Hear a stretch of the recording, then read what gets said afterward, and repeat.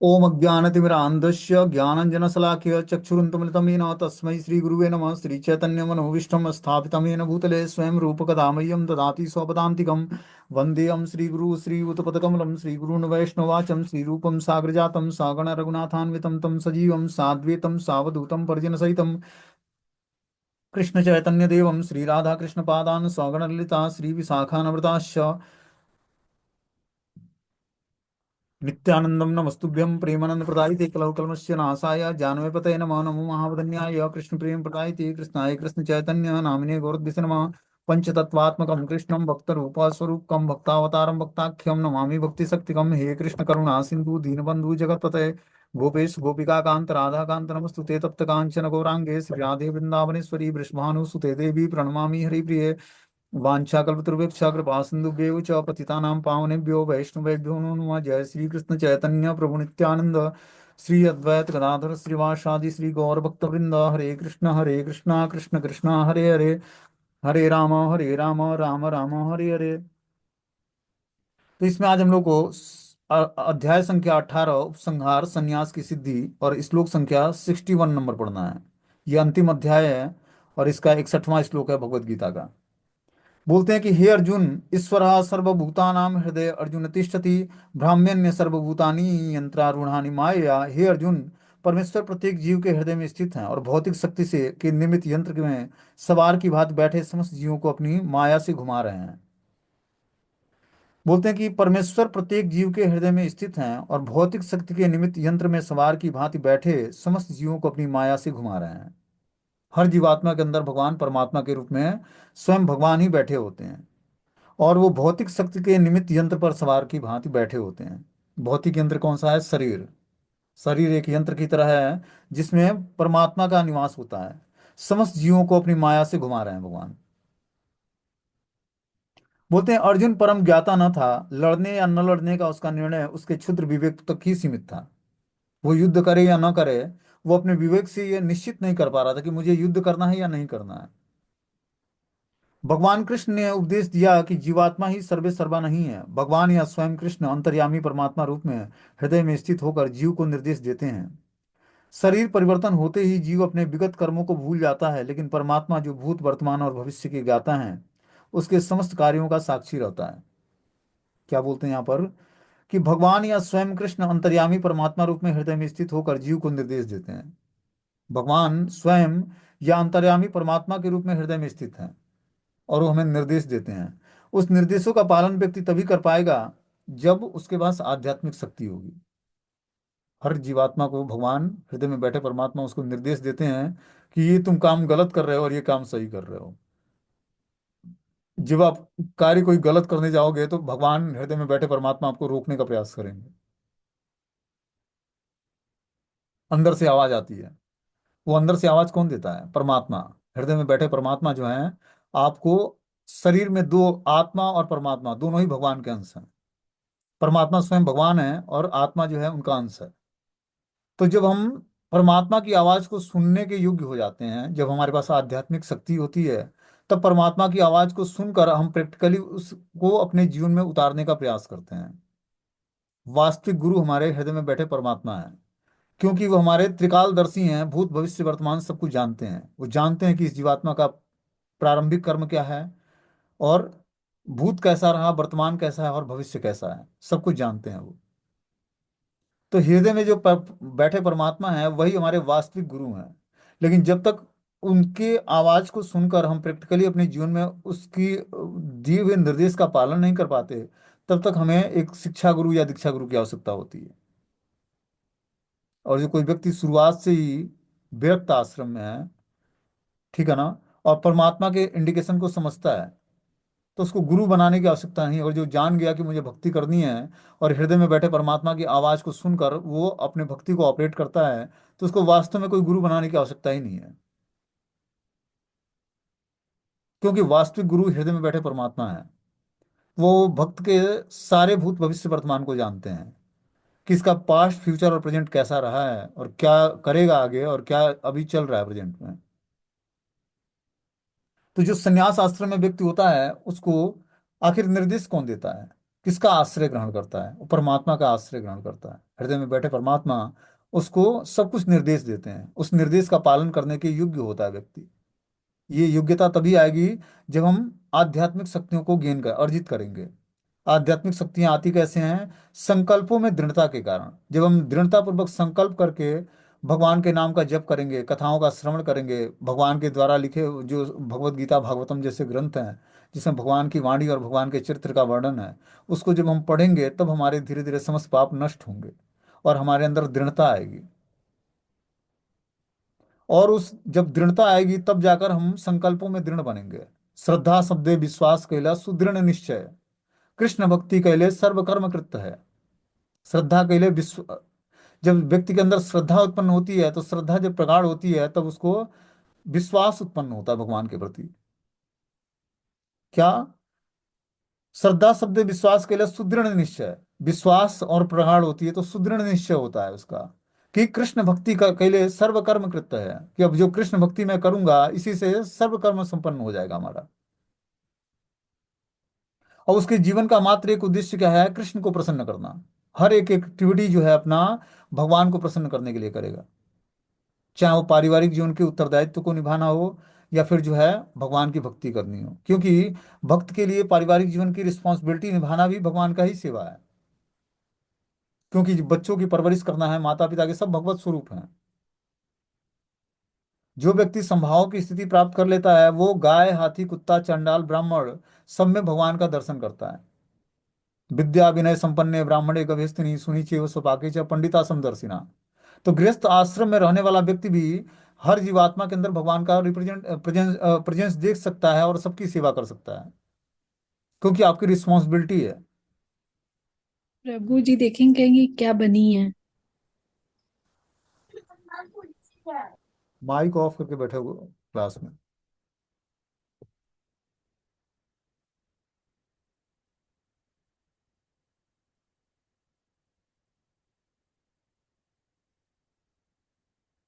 बोलते हैं शरीर परिवर्तन होते ही जीव अपने विगत कर्मों को भूल जाता है, लेकिन परमात्मा जो भूत वर्तमान और भविष्य के ज्ञाता हैं वो समस्त कार्यों के साक्षी हैं। अतएव जीवों के सभी कार्यों का संचालन इसी परमात्मा के द्वारा होता है। जीव जितना योग्य होता है उतना ही पाता है और उस भौतिक शरीर द्वारा वहन किया जाता है जो परमात्मा के निर्देश में भौतिक शक्ति द्वारा उत्पन्न किया जाता है। जो ही जीव को किसी विशेष प्रकार के शरीर में स्थापित कर दिया जाता है वह शारीरिक अवस्था के अंतर्गत कार्य करना प्रारंभ कर देता है।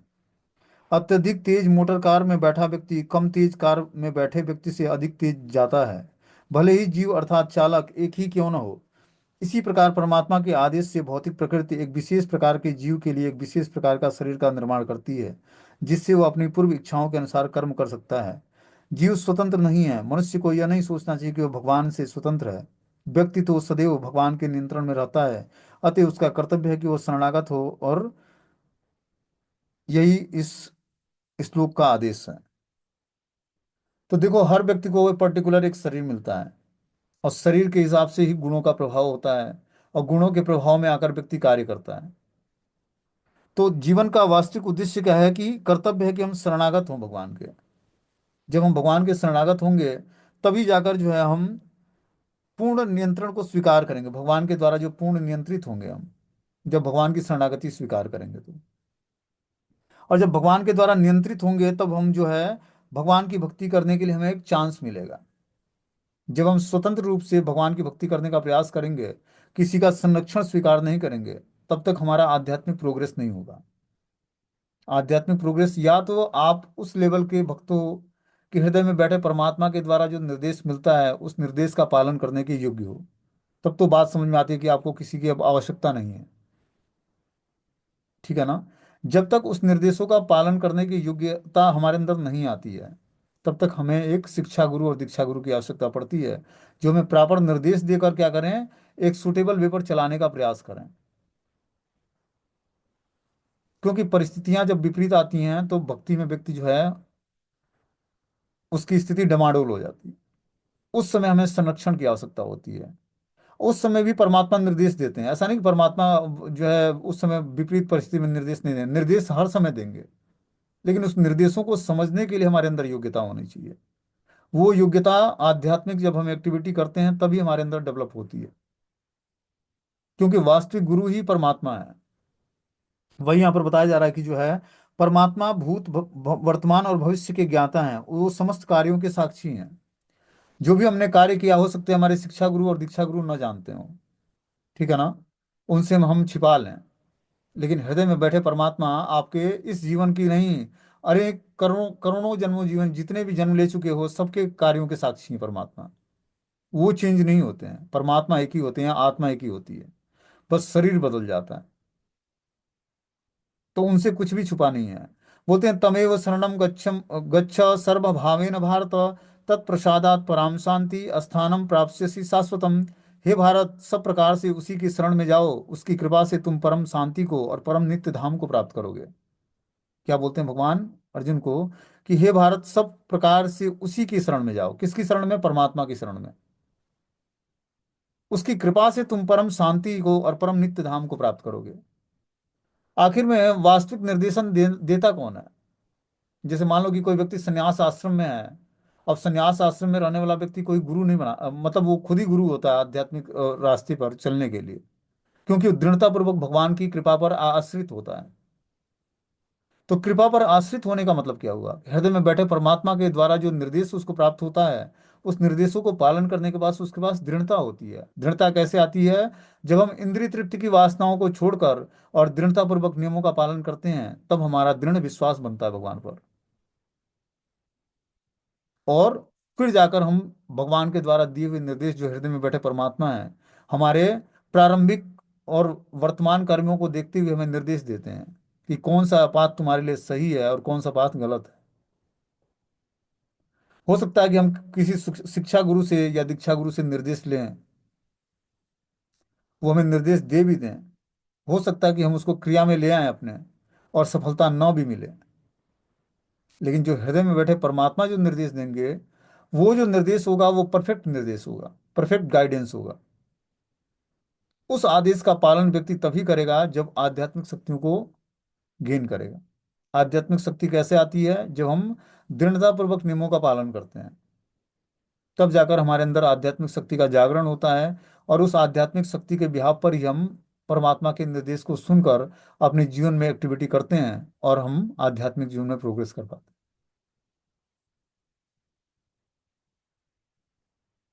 तो इसीलिए वैष्णव की क्रिया मुद्रा को समझना बहुत ही मुश्किल होता है। हम लोगों ने सुना होगा कि वैष्णव की जो क्रिया मुद्रा होती है उसको समझ पाना सबके बस का नहीं है। क्यों नहीं है? क्योंकि हृदय में बैठे परमात्मा त्रिकालदर्शी हैं। भूत भविष्य वर्तमान सब कुछ जानते हैं कि अगले व्यक्ति का भूत क्या रहा है, भविष्य क्या है और वर्तमान क्या है, इसको कौन सी सेवा में आगे जाकर एंगेज करना है, ये परमात्मा बैठे हृदय में जानते हैं। तो उनके द्वारा जो निर्देश प्राप्त होता है, उस हिसाब से जब हम कार्य करेंगे तभी जाकर हम आध्यात्मिक जीवन में क्योंकि देखो, जो भी हम शिक्षा गुरु या दीक्षा गुरु बनाएंगे, वो हमेशा हमारे साथ नहीं रहेंगे। उनका अपना अपना कार्य क्षेत्र है, अपने अपने कर्म है, अपने अपने भक्ति का स्टैंडर्ड है। उस हिसाब से वो अपने अपने कार्य क्षेत्र में धीरे धीरे चले जाएंगे। तो हम किसके पास जाएंगे? हमने तो उनका आश्रय लिया है। तो आश्रय विश्वास के साथ हमें उनके वचनों का पालन जब हम करेंगे, तो हृदय में बैठे परमात्मा ही हमारे वास्तविक गुरु हैं। वही हमारे शिक्षा गुरु और वही दीक्षा गुरु हैं। उनके निर्देश को समझने के योग्य हो पाएंगे। जब तक हम इस योग्यता को हासिल नहीं कर पाते हैं, तब तक जो हमें जीता जागता जो गुरु मिलता है, शिक्षा गुरु या दीक्षा गुरु जिसको भी हम समझते हैं, उसके द्वारा जो बताए हुए शास्त्रों का आदेश है, उस आदेशों का पालन करें, फिर वो स्थिति प्राप्त होगी हमें। आगे बता रहे कि हे भारत, सब प्रकार से उसी की शरण में जाओ, उसकी कृपा से तुम परम शांति और परम नित्य धाम को प्राप्त करोगे। अतएव जीव को चाहिए कि प्रत्येक हृदय में स्थित भगवान की शरण ले। प्रत्येक हृदय में स्थित भगवान की शरण, प्रत्येक हृदय में स्थित भगवान कौन है? परमात्मा है। उन्हीं की शरण लेनी पड़ेगी। इससे इस संसार के समस्त प्रकार के दुखों से छुटकारा मिल जाएगा।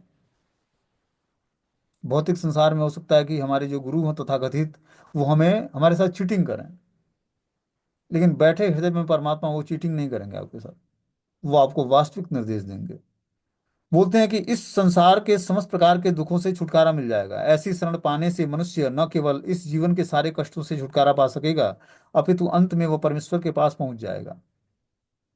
उस निर्देश का पालन करके हम धीरे धीरे अपने को परमेश्वर के रास्ते पर, आध्यात्मिक रास्ते पर चलाना शुरू करेंगे और परमेश्वर के पास पहुंचने के योग्य हो पाएंगे। वैदिक साहित्य में दिव्य जगत तद विष्णु परम पदम के रूप में वर्णित है। क्योंकि सारी सृष्टि ईश्वर का राज्य है, अतः इसकी प्रत्येक भौतिक वस्तु वास्तव में आध्यात्मिक है, लेकिन परम पदम विशेषतया नित्य धाम को बताया गया है, जो आध्यात्मिक आकाश या वैकुंठ कहलाता है। तो हर व्यक्ति को जीवन के अंत में परम पद को प्राप्त करना है, नित्य धाम को प्राप्त करना है, जो आध्यात्मिक आकाश या वैकुंठ कहलाता है। ठीक है ना? तो उस तक पहुंचने के लिए हमें क्या करना पड़ेगा? जीव को चाहिए कि प्रत्येक हृदय में स्थित भगवान की शरण ग्रहण करे। इस संसार के समस्त प्रकार के क्लेशों से छुटकारा मिल जाएगा। ऐसी शरण पाने से मनुष्य न केवल इस जीवन के सारे कष्टों से छुटकारा प्राप्त करके कर सकेगा, अपितु अंत में वो परमेश्वर के पास पहुंच जाएगा। भगवत गीता के 15वें अध्याय में कहा गया कि सर्वस्व चाहम हृदय सन्निविष्टो, भगवान प्रत्येक जीव के हृदय में स्थित हैं। अतएव इस कथन से मनुष्य अंत स्थित परमात्मा की शरण ले, का अर्थ है कि वो भगवान कृष्ण की शरण ले। कृष्ण को पहले ही अर्जुन ने परम भगवान के रूप में स्वीकार कर लिया है। 10वें अध्याय में उन्हें परम ब्रह्म परम धाम के रूप में स्वीकार किया जा चुका है। अर्जुन ने कृष्ण को भगवान तथा समस्त जीवों के परम धाम के रूप में स्वीकार कर रखा है। इसलिए नहीं कि यह उसका निजी अनुभव है, वरना इसलिए कि नारद, असित, देवल, व्यास जैसे महापुरुष इसके प्रमाण हैं। तो अर्जुन अपने ही प्रमाण के आधार पर भगवान को स्वीकार नहीं किया, अपने अनुभूति के आधार पर। उसने देखा कि नारद, असित, देवल, व्यास भी, इस महापुरुषों ने भी इसको प्रमाणिक माना है, इसलिए उसने स्वीकार किया भगवान की शरण। बोलते हैं, इति ते ज्ञानम आख्यातम गुह्यात गुह्यतरम मया भीमस्येद दशेषेण यथेक्षसि तथा कुरु। इस प्रकार मैंने तुम्हें गुहत्तर ज्ञान बतलाया है, इस पर पूरी तरह से मनन करो और तब जो चाहो सो करो। अब भगवान ने अर्जुन को छूट दिया है। भगवान हर एक जीवात्मा के हृदय में बैठे परमात्मा उसको वास्तविक निर्देश देते हैं और साथ में फ्री विल देते हैं, स्वतंत्रता देते हैं। भगवान ने अर्जुन को गीता का पूरा ज्ञान बता दिया। अब 63वें श्लोक में, 18वें अध्याय के 63वें श्लोक में बताते हैं कि इत ते ज्ञान माख्यातम गुह्यात गुह्यतरम मया विमिष्य दशे सेण यथक सच तथा कुरु। इस प्रकार मैंने तुम्हें गुह्यतर ज्ञान बतला दिया है, वेरी कॉन्फिडेंशियल नॉलेज। और इस तरह पूरी तरह से मनन करके जो चाहो सो करो। अब तुम्हें जो हमने गुह्य ज्ञान बता दिया है, अब उस पर मनन करो, उसको चिंतन करो और इस तरह से जो तुम्हें अब इच्छा करे वो करो। भगवान पूर्ण रूप से स्वतंत्रता हर एक जीवात्मा को दे रखे हैं। हृदय में बैठे परमात्मा निर्देश भी देते हैं और साथ में स्वतंत्रता भी देते हैं। जैसी इच्छा उसी कार्य में आपको स्थिर कर देंगे। ये उनका कार्य है। पहले वो समझाते हैं। देखो, मैं किसी लेक्चर में सुन रहा था कि कृष्ण क्या करते हैं, पहले उसके उसको चांस देते हैं, उसको सुधारने का प्रयास करते हैं। जब जीवात्मा नहीं सुधरता है तो साम दाम दंड भेद देकर उसको जो है प्रताड़ित करते हैं।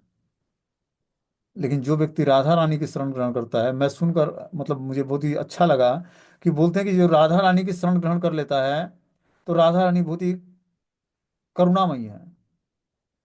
वो जीवात्मा के दुष्कर्मों को पर ध्यान नहीं देती हैं। वो क्या देखती हैं कि इसका जो है श्याम सुंदर से प्रीति कितनी है। ठीक है ना? लेकिन कृष्ण ऐसे नहीं है।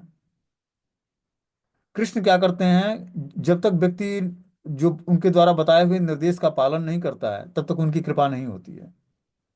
इसीलिए भगवान ने बोला है, सर्वधर्मान परित्यज्य मामेकम शरणम व्रज। समस्त धर्मों का परित्याग करके और मात्र मेरी शरण में आओ।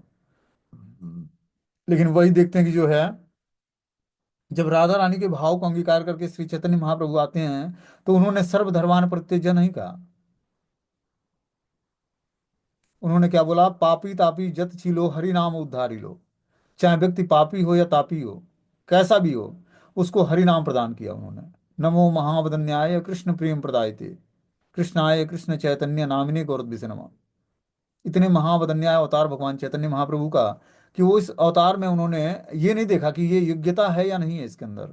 सबको हरि नाम देकर उसका उद्धार करने का प्रयास किया और उद्धार किया भी सबका। तो राधा रानी बहुत ही करुणामयी है। कोई व्यक्ति उनकी शरण ग्रहण करता है और एक बार भगवान कृष्ण से वो बोल दें कि इस जीवात्मा को आप इसकी गलतियों को क्षमा करके और इसको स्वीकार कर लीजिए, तो भगवान मजबूर मजबूर हो जाते हैं, क्योंकि राधा रानी के द्वारा जो कहना है उसको भगवान मना नहीं कर सकते हैं।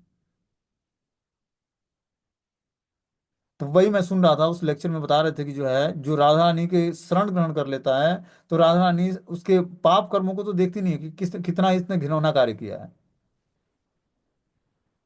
वो बस ये देखती हैं कि हमारे पास आ गया है किसी तरह से, अब इसको स्वीकार कर लेना है। जैसे माता क्या होती है, बच्चा कितना भी गंदगी कर ले, लेकिन माता को घृणा नहीं आता है उसको।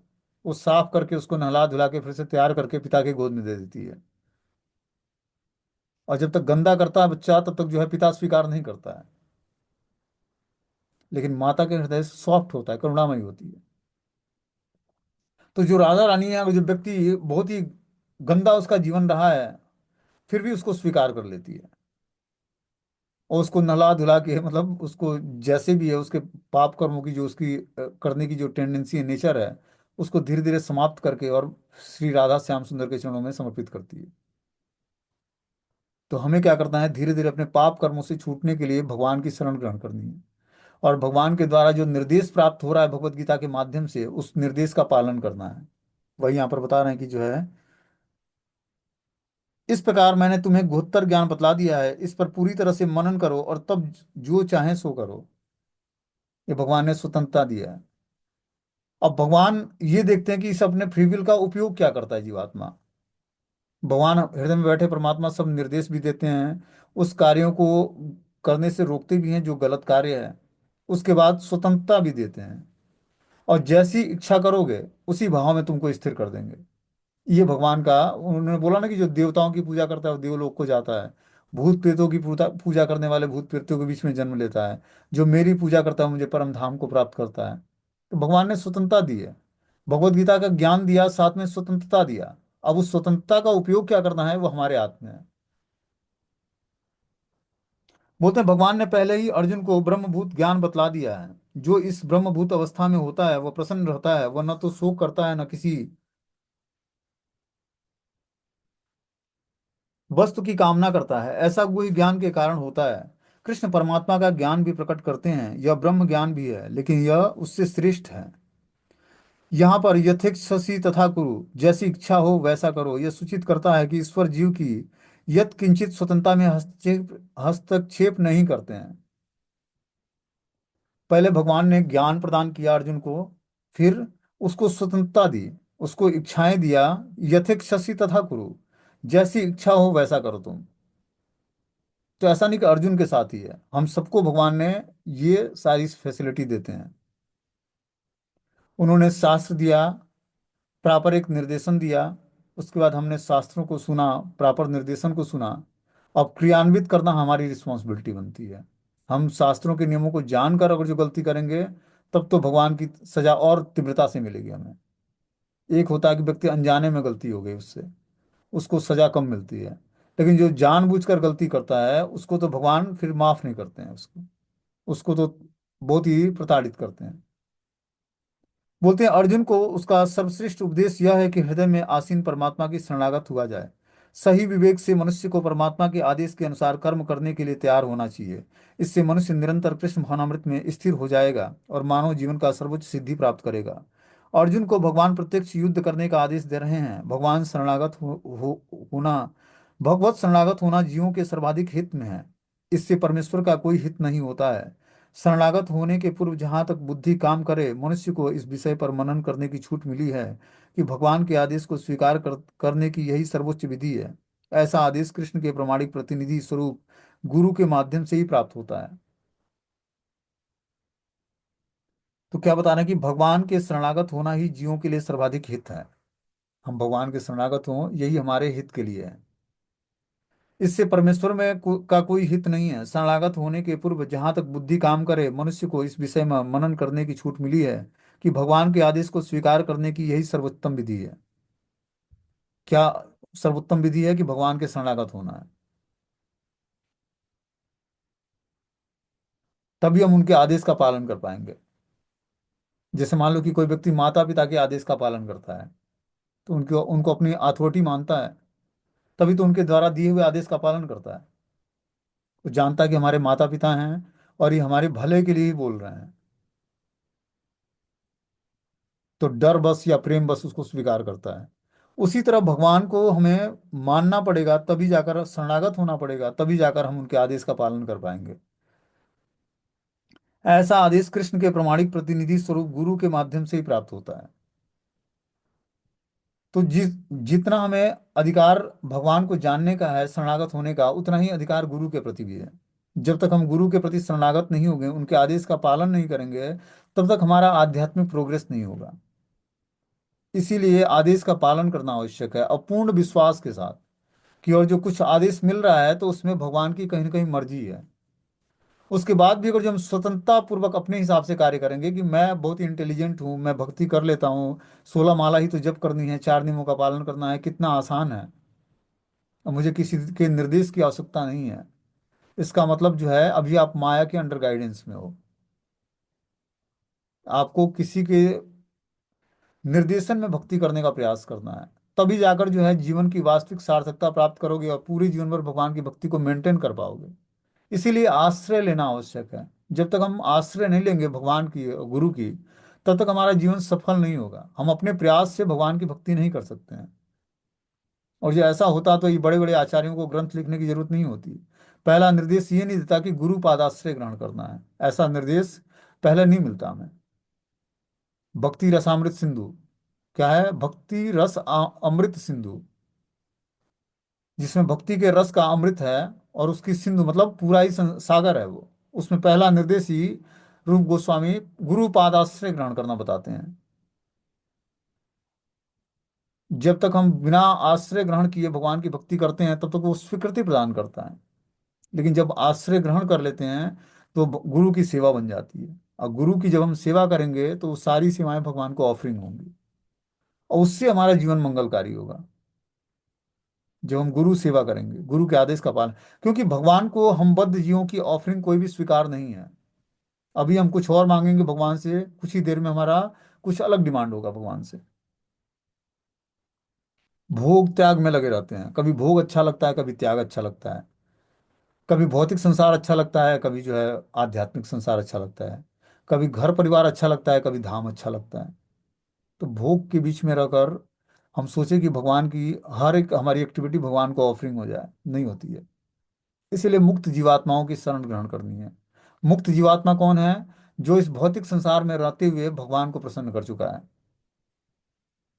ऐसे जीवात्माओं की जब हम शरण ग्रहण करेंगे, जो पूर्ण रूपेण आध्यात्मिक प्लेटफॉर्म पर अपने को स्थिर कर रखा है, तब जाकर जब हुआ है उनकी कृपा से हमारे अंदर आध्यात्मिक चेतना का जागरण होगा।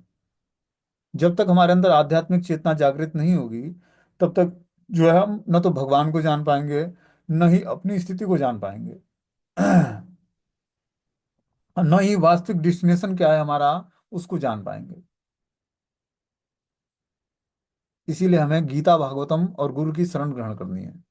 तभी जाकर हमारा जीवन का वास्तविक उद्देश्य पूरा हो पाएगा। तभी हमारी सारी ऑफरिंग जो है, जो भी हम मंत्र जाप करते हैं, जो भी भगवान की सेवाएं करते हैं दिव्य स्तर पर, वो सारी भगवान को ऑफरिंग होगी। इसीलिए आश्रय बहुत ही आवश्यक है। बिना आश्रय लिए भजन जो करता है, उसका भजन जो है परिपक्व अवस्था को प्राप्त नहीं होता है। तो जब हम आश्रय ग्रहण करके भगवान का भजन करेंगे, तो वो आश्रय हमें पवित्र कर देगा। आश्रय मतलब जैसे मान लो कि क्या होता है कि जब व्यक्ति शरण ग्रहण करता है किसी की, ठीक है ना, तो वो ऑलरेडी जिसकी शरण ग्रहण करता है, वो उसने आश्रय लिया है भगवान का या अपने गुरु का। अब उसका आश्रय हमने लिया, तो उसके जो परंपरागत जो शक्ति है वो हमें भी मिलेगी। दीक्षा विधान में क्या होता है, जब हम दीक्षा गुरु से लेते हैं, तो जो उसकी कनेक्टिविटी भगवान से है, वो कनेक्टिविटी हमारे से भी हो जाती है भगवान से, क्योंकि एक चैनल में हमने अपने को जोड़ लिया है। जैसे मान लो कि व्यक्ति, हम लोगों ने देखा होगा कि जो है पहले हाथ पकड़कर एक रेखा होती थी बीच में, और एक टीम उधर होती थी और एक टीम इधर होती थी, और खींचना होता था कि कौन किसको खींच लेगा। तो पहला व्यक्ति जो सबसे मजबूत आदमी था, उसको आगे रखा जाता था, और उसके पीठ को पकड़, उसके जो पेट को पकड़कर लोग खींचते थे उसको, कि भाई उसको शक्ति जितने ही लोग पीछे खींचेंगे, उतना ही वो आगे से अगले व्यक्ति को खींचकर अपने टीम में मिलाएगा। तो अगला जब हम अगले व्यक्ति को पकड़ेंगे, वो मजबूत हाथ होगा उसका, तभी तो वो भगवान को अपने साथ खींचेगा, तो हम और हम उसके पीछे पकड़े रहेंगे, तो भगवान हमारे साइड आ पाएंगे। एज ए भौतिक एग्जाम्पल से समझने का प्रयास करना। तो जब तक हम मजबूत हाथ नहीं पकड़ेंगे तब तक जो है इस भौतिक संसार रूपी दलदल से निकलना बहुत ही मुश्किल है। जैसे मान लो कि व्यक्ति एक कुएं में गिर जाता है, कुएं में अपने प्रयास से कुएं से बाहर तो निकल नहीं सकता है। जो बाहर व्यक्ति है उसको बुलाएगा, वो इसको निकालने का प्रयास करेगा। जो बाहर व्यक्ति है वो अपना हाथ नीचे देगा, उसके हाथों को पकड़ेगा, तब वो व्यक्ति कुएं से बाहर निकलेगा। इसी तरह जब व्यक्ति पारिवारिक जीवन में या गृहस्थ आश्रम में फंस जाता है, तो उसको एक ऐसा मुक्त पुरुष चाहिए जो उसको बता सके, समझा सके, शास्त्रों की बातें बता सके। और उस ऐसे व्यक्ति की जब आदेश का पालन करता है व्यक्ति, तब जाकर धीरे धीरे जो है पारिवारिक जीवन से आगे मुक्ति का उसका मार्ग खुलता है। नहीं तो कौन भोग की सुविधाओं को छोड़कर भगवान की भक्ति को स्वीकार करेगा? या कौन इस पारिवारिक जीवन के भोग को छोड़कर और भगवान की भक्ति को स्वीकार करना, उस दलदल से निकलना कौन चाहेगा? आराम से सुख सुविधाएं हैं, घर में एयर कंडीशन लगा हुआ है, फर्स्ट क्लास खाने पीने की सब सुविधाएं हैं, भोग की, धन है, पारिवारिक सदस्य हैं, सब कुछ है, छोटे छोटे बच्चे हैं नन्हे मुन्ने। अब उनको छोड़कर कौन भगवान की भक्ति को स्वीकार करना चाहेगा? इसीलिए आवश्यक है, धृतराष्ट्र जब तक पारिवारिक जीवन में था तो पुत्र मोह में अंधा था। जब 100 पुत्र मारे गए उसके बाद भी पारिवारिक जीवन छोड़ना नहीं चाहता था। तो फिर जिस विदुर को शुरुआत में उसने मतलब बेइज्जती करके राज्य से निकाला था, वही विदुर जो है फिर से आते हैं और धृतराष्ट्र को समझाते हैं कि अब तो तू पारिवारिक जीवन छोड़ दे भाई। जिस जो है जिसने तेरे 100 पुत्रों को मार दिया भीम, उसी के टुकड़ों पर आज तू पल रहा है। अब तो उस पारिवारिक जीवन को त्याग कर भगवान की भक्ति कर ले, कृष्ण को स्वीकार कर ले भगवान के रूप में। देखो 100 पुत्र मारे गए, जिसने मारा उसी के टुकड़े पर पल रहा है। लेकिन जब विदुर जैसा महान भक्त जब उनके जीवन में आते हैं, तब जाकर उसको धीरे धीरे उसके वास्तविक नेत्र खुलते हैं। वो अंतरंग रूप से भी अंधा था और ऊपरी दृष्टि से भी अंधा था। पुत्र मुंह में ऊपरी दृष्टि से और अंतरंग रूप से भगवान को स्वीकार नहीं किया। संजय जैसा उसका उत्तराधिकारी था, जो व्यास देव का सिद्ध शिष्य था और भगवान कृष्ण का महान भक्त था, जो बैठे बैठे हस्तिनापुर में कुरुक्षेत्र के युद्ध स्थल में क्या हो रहा है बता रहा था। व्यास देव की कृपा से कुरुक्षेत्र है हरियाणा में, और हस्तिनापुर है मेरठ और दिल्ली के बीच में। वहां से बैठे बैठे कुरुक्षेत्र में क्या हो रहा है, भगवान के बीच में और अर्जुन के बीच में क्या बातें हो रही हैं, सब कुछ बयान कर रहा था वो, व्यास देव की कृपा, अपने गुरु से, गुरु कृपा से। और धृतराष्ट्र का उत्तराधिकारी था वो, धृतराष्ट्र को सारी न्यूज दे रहा था। जैसे होता ना कि जब हम लाइव मैच का देखते हैं तो लाइव कमेंट्री जो है वही फील्ड से ही कमेंट्री पास करते हैं वो, जो कमेंट्रेटर होते हैं, और सब लाइव हम लोग देख रहे होते हैं। उसी तरह लाइव जो है चल रहा था, कुरुक्षेत्र में क्या युद्ध स्थल में हो रहा है, यहाँ बैठे बैठे वो संजय की दृष्टि में सब कुछ दिख रहा था। और धृतराष्ट्र को बताया जा रहा था, धृतराष्ट्र सुनते जा रहा था, अब क्या हुआ, अब क्या हुआ, अब क्या हुआ, हमारे पुत्र क्या बोल रहे हैं, हमारे पुत्रों की सैन्य व्यूह कैसी है, पांडवों के विपरीत पक्ष की कैसी है, भगवान क्या कर रहे हैं, भीष्म क्या कर रहे हैं, द्रोणाचार्य क्या कर रहे हैं, दुर्योधन क्या कर रहा है, अर्जुन और युधिष्ठिर क्या कर रहे हैं, सब कुछ बयान कर रहा है संजय। जैसे धृतराष्ट्र का क्वेश्चन, वैसे ही संजय का जवाब। कृष्ण भगवान है, गीता का आदेश भी सुना रहे हैं संजय, गीता का आदेश भी धृतराष्ट्र को बता रहा है कि अर्जुन को भगवान गीता का उपदेश दे रहे हैं। उसके बाद भी धृतराष्ट्र पुत्र मोह में इतना अंधा था कि उसको वो ज्ञान, दिव्य ज्ञान समझ में नहीं आया। और जीवन के अंत में 100 पुत्रों से हाथ भी धो बैठा, उसके बाद भी युधिष्ठिर महाराज के राज्य में बैठा बैठा जो है, युधिष्ठिर महाराज ने बोला, हे पितामह, हे मतलब चाचा जी, जब तक आप हो तब तक मैं राज्य का कार्यभार में नहीं संभालूंगा। मैं बाहरी दृश्य से राजा बना रहूंगा, लेकिन सिंहासन पर आपको ही विराजमान करूंगा मैं। उस पर भी जो है धृतराष्ट्र तैयार हो गया। तो विदुर जैसा जब आया, विदुर जैसा उनका भाई, तब वो बताया कि तुम कर क्या रहे हो इस राज्य में, उन्हीं की टुकड़े पर पल रहे हो जो तुम्हारे 100 पुत्रों का वध कर दिया। जबकि ये सब धर्म मतलब धार्मिक व्यक्ति थे। लेकिन विदुर चाहते थे कि ये धृतराष्ट्र अपने जीवन के अंत में और गांधारी भी भगवान की भक्त थी, स्वीकार करती थी कृष्ण को भगवान के रूप में। और फिर जाकर विदुर के कहने पर धृतराष्ट्र जो है उस राज्यपाट को छोड़ता है, और अंत में वानप्रस्थ स्वीकार करता है, और अंत में भगवान की भक्ति को स्वीकार करता है। कहने का मतलब ये है कि देखो, जब तक व्यक्ति के अंदर, खुद के अंदर अपनी इच्छा जागृत नहीं होगी, दृढ़ इच्छा जागृत नहीं होगी, तब तक व्यक्ति भगवान की भक्ति को स्वीकार नहीं करेगा। पारिवारिक जीवन में रहते रहते इतना बड़ा मोह है ये पारिवारिक जीवन से निकल पाना, कि ऐसे मोह के दलदल से निकलकर भगवान की भक्ति को स्वीकार कर लेना, इतनी सारी सुख सुविधाओं के बीच में, धन है, धन दौलत घर गृहस्थी के बीच में रहते हुए भगवान की भक्ति को स्वीकार करना बहुत मुश्किल है उसके लिए। उस फैसिलिटी के बीच में व्यक्ति खो जाता है। और माया क्या करती है, थोड़ा बहुत रस देकर सब कुछ भुला देती है, भगवान से विमुख कर देती है जीवात्मा को, और उसको लगता है यही वास्तविक जीवन है जी हमारे। लेकिन वास्तविक जीवन कुछ और होता है। ये सब काल्पनिक जीवन में हम जी रहे होते हैं, वास्तविक जीवन से कुछ लेना ही देना नहीं है। ये बस सीरियल चल रहा है कि इसका वास्तविक जीवन से कुछ लेना देना नहीं है, इसके सारे पात्र काल्पनिक हैं। तो जो माया के अंडर गाइडेंस में है वो सारे पात्र उसके काल्पनिक होते हैं, उसका वास्तविक जीवन से वास्तव में कुछ लेना देना नहीं होता है। वास्तविक जीवन तो जो सच्ची घटनाएं हैं जीवन की, कि कृष्ण ही मात्र परम आराध्य भगवान है, ये जब व्यक्ति स्वीकार करता है तब उसका वास्तविक जीवन शुरू होता है, और वास्तविक घटनाएं शुरू होती हैं, पाप कर्म नष्ट होने शुरू होते हैं, और दिव्य स्तर पर भगवान की सेवा में जुड़ता है। ठीक है ना? तो हमें क्या करना पड़ेगा, अपनी वास्तविकता को जानना पड़ेगा। वास्तविकता हम तभी जान पाएंगे जब भगवान की भक्ति करेंगे, शास्त्रों को पढ़ेंगे, शास्त्रों को ध्यानपूर्वक श्रवण करेंगे, प्रैक्टिकली अनुभूतियां इकट्ठी करेंगे आध्यात्मिक जीवन को ऑपरेट करके। और जब तक हम अनुभूतियां हमें नहीं होंगी ज्ञान के माध्यम से, तब तक हम भक्ति में स्थिर नहीं हो पाएंगे। इसीलिए आध्यात्मिक ज्ञान को सुनना, सीखना, समझना, और उस हिसाब से अनुभूति होगी, तब जाकर हम अपने वास्तविक स्वभाव को प्राप्त कर पाएंगे, वास्तविक भक्ति को प्राप्त कर पाएंगे, जो मनुष्य जीवन का वास्तविक उद्देश्य है। ठीक है, हरे कृष्णा।